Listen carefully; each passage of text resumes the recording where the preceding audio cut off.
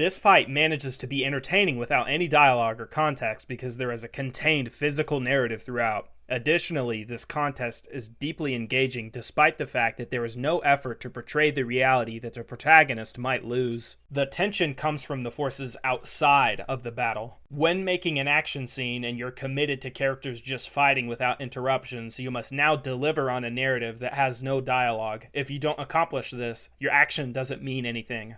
The story being told here is flashy techniques and misdirection versus fundamentals and tighter angles. I watched this movie with my cousin a while back, and the moment I set eyes upon this fight scene, I knew I was in for something special. Ong Bak combines just the right amount of martial arts flair and realism to achieve their goals. The characters feint and move with purpose while also doing the super sick, kung fu, high fantasy martial arts poses. These characters hold their poses too, but not on every hit, and they only do so when the character earns that right in an exchange.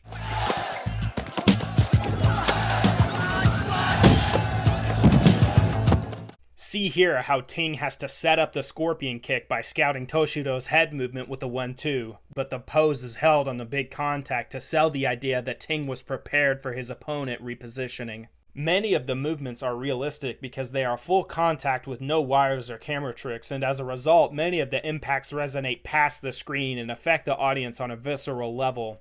Combining these with more movie-like hits does not take away from the film, but instead pulls the audience even deeper to the action. Some of the impacts read almost like a comic book, and that's because they have clean lines, good setup, great directing, and clear shapes to magnetize the viewer to the action. This one replays in my head a lot, and I watched this movie for the first time in 2024. I have no nostalgic attachment to it, but it dominates a small portion of my brain as if I'd known about it for years. Cool fight scene, cool movie.